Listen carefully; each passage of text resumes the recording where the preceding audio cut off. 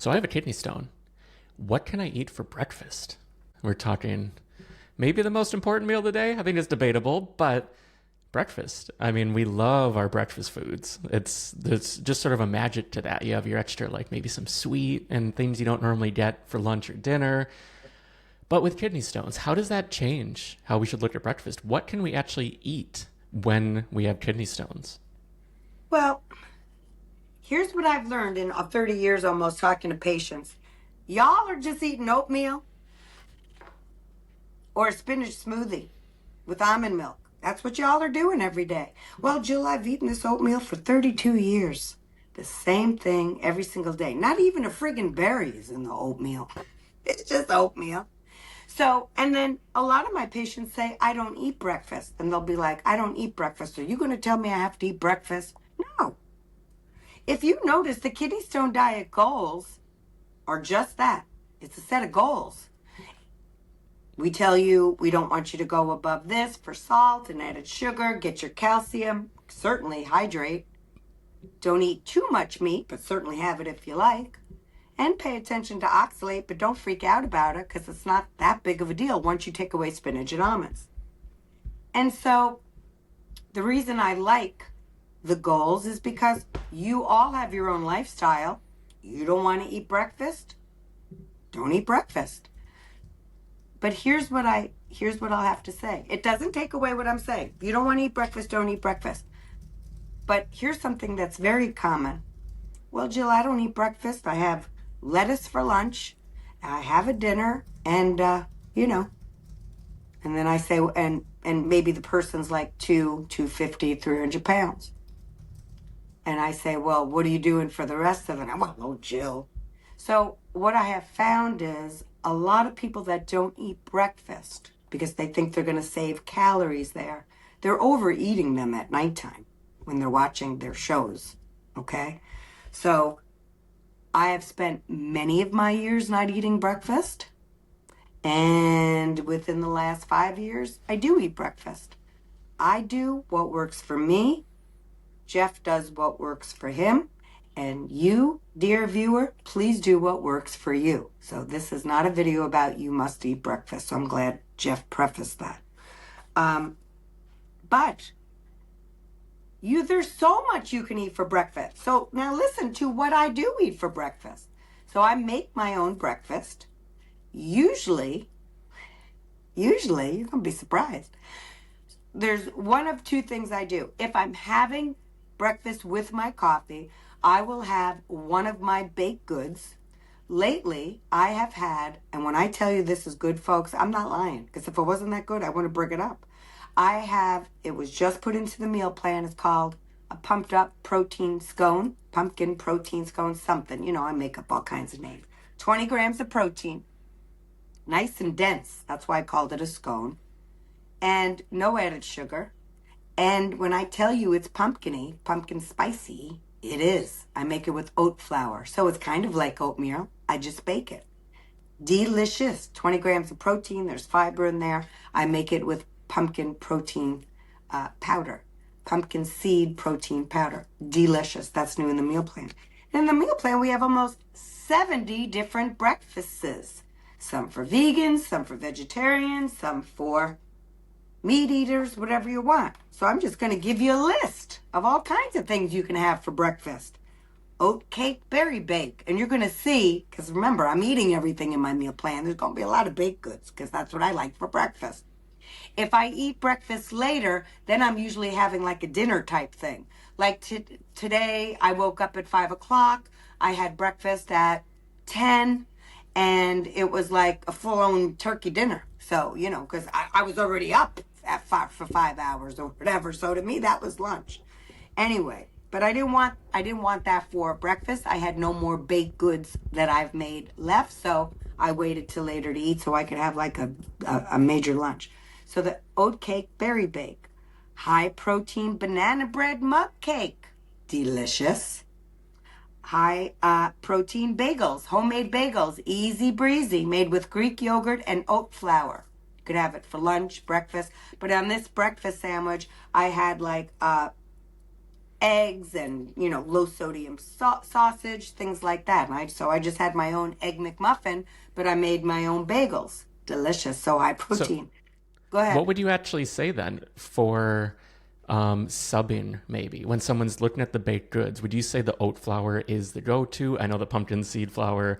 Like, how would you say someone, maybe they have a go to recipe that they already love? Yes. What might they think about when they look at making it? Yeah, so say they're making something yeah. So what I do, if somebody, maybe you, Jeff, are going to make the same thing as me, but you're going to use white flour, and I'm going to sub out that white flour. Say you're using 1 cup of white flour. I'm going to use 3/4 cup of oat flour and the other fourth of pumpkin seed protein powder. Okay? So that's how I'm going to sub it out. I don't use white flour in my cooking. I want to get some fiber. Why do you use oat flour, girl? I actually use, and in my meal plan, I always say what I use, and I always give substitutions. You don't want to use that, use this. You don't want to use that, use this. But what I use as a flour substitute is my Bob's Red Mill Oat Bran High Fiber cereal. So it gives me, instead of white flour having no protein and no fiber, my flour substitute gives me protein and fiber. And that's what I'm looking for. I'm not baking so I could be hungry in 10 minutes. I'm baking so I'm full. But I also want to taste like a cake, for Pete's sake. What am I, a nun? So, I like eating foods like that, and I especially like eating foods like that with my coffee. So I just make my own. So I would sub it. And instead of butter, I will use Greek yogurt because that ups the protein too. Now, I don't use Greek yogurt, old lady, so I would use maybe applesauce more as a binder, right? Because maybe somebody doesn't want to do dairy. So you do egg whites if you don't want to do dairy. So there's other ways to get around it, to substitute. Now, I use, which people don't have to, people have love-hate relationships with sweeteners. I will use stevia. Many kidney stone formers think that stevia is high oxalate. The plant is. Once it's processed, there's 0 oxalate in it. So I use a brown sugar substitute made with stevia. That works well for me. But I'll say in the notes of the meal plan, it may not work well for you. Use what sugar sweetener works for you. Or if you want to use half and half, some regular sugar, just count the added sugar in it, right? So you can I have things like high protein chai spiced donuts for breakfast. There's no added sugar. So I'm substituting white flour for the oat bran flour, 0 oxalate, by the way, for the oat bran, and always take out some and put a protein powder in there. I like the protein powder made from just pumpkin seeds because there's no salt at all.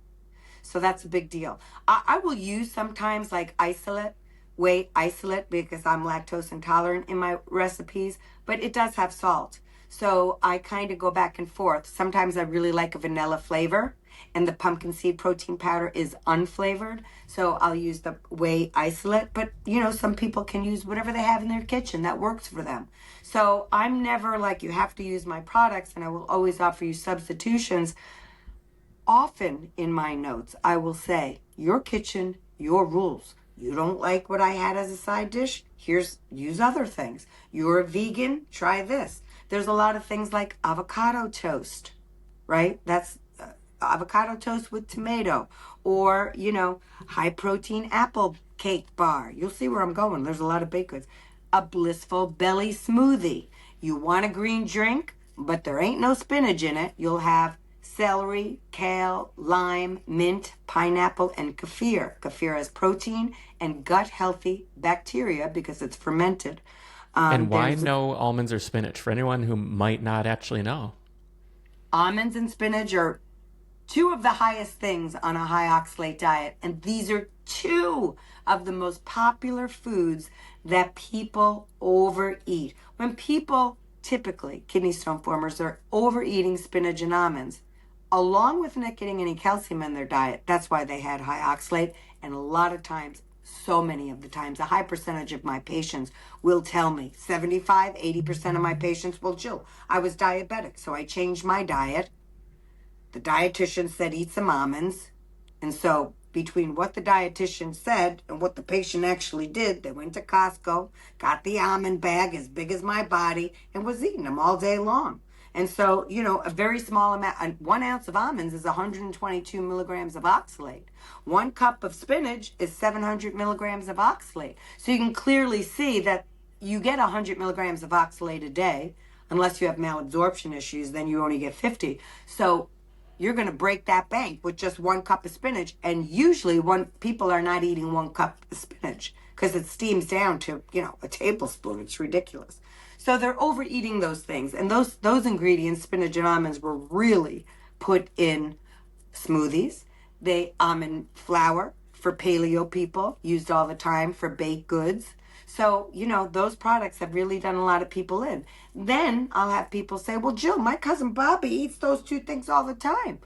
He's not a stone former. He's not predisposed to forming stones, just like people can smoke their whole life and never get cancer. There are those people that don't, right? So some people are prone to stones and some people aren't. So breakfast, And it with doesn't that have... too, I just wanted What to jump were in you real gonna say? quick. With that too, the oxalate is only one portion, you know? Like the kidney stone Yes. diet has so many goals because oxalate alone isn't just it. Like cousin whoever who can eat all of that. Maybe they have everything else dialed in and somehow so that works for them. Jeff, and that's very true too. I can't tell you, just a post on the Facebook, advice from Nurse Jill. I wish you guys would not freak out so much about oxalate. Here's why, though, people do. So those are just a bunch of examples of low oxalate meals, very filling, low salt. And most of my recipes have no added sugar. And there's 70 of them, just breakfast. So there's lots of options. Now, you can pick, and don't let me forget about the oxalate part. You definitely can pick. You want 5 breakfasts, fine. But not the same 2 for the rest of your life. Your gut likes a lot of different vegetables and fruits and variety, okay? So I know that breakfast is a pain in the tush for a lot of people because they want to have it and go right out the door. A lot of my meal plan breakfasts are also prepared beforehand and you got them all week long. But then the next week you try something different, right? So always the meal plan is about trying different things too. And I can't tell you how many people are like, I would have never thought to do that. And now it's one of my favorite things. Oxalate, before we shut this video down. I wish people would be just as crazy about salt and sugar and the fluids as they are about the oxalate. And the reason you guys are so anxious about the oxalate, because if you do Google kidney stones, that's one thing that's going to come up. And every site you look at will have different information. And you just got off of having a kidney stone that sent you in the hospital with the worst pain of your life. So now you're just lost. And if you just stick a kidney stone diet, you'll never need another. And I'm just telling you, because I've had such success in my career, and I have a lot of data, over 30 years of successful patients. And it's not, they just took away the spinach and almond products. It's not that. It's all the other teaching. There's so much free resources at Kidney Stone Diet. But, you'll get your urine collection back and the doctor says the oxalate's fine. And then you call me a few months later with the new stone. You're like, why am I making stones, Jill? My doctor said my oxalate's fine. Because your salt and sugar and fluids and it's all off the charts. But the doctor, too, is only focused on oxalate because maybe they don't know how to read those urine collections very well, So it's really important. I want you guys, if you take one thing, there's lots of stuff to eat for breakfast. There's that. But the other thing is, oxalate is the least important part of this diet once you take away just 3 or 4 foods tops and get your calcium needs met. I really want you to freak out about salt and sugar because lowering those 2 things in your diet means you're eating healthier overall and you can stop diabetes or at least help it. Your A1C can go down, blood pressure, cardiovascular risk goes down. These are things that can really go down. So if you want to freak out about anything, freak out about those kidney stone diet goals. All right, Jeff, I've talked too long this time. No, I think I that's got perfect. excited about all the meals, Jeff. Uh-huh. Well, yeah. So kidney stone diet meal plans are at kidneystonediet.com, where every day of the week you get 4 recipes: breakfast, lunch, snack, and dinner. So you know exactly what you can eat. You don't have to eat all of it, but it's inspiration, like Jill said. Inspiration to know just how much there is still available on your plate Oh my every God, single so day much. while still preventing kidney stones. So I think with that, we'll wrap. Thanks again for tuning in, and we'll see you next week. Bye, guys.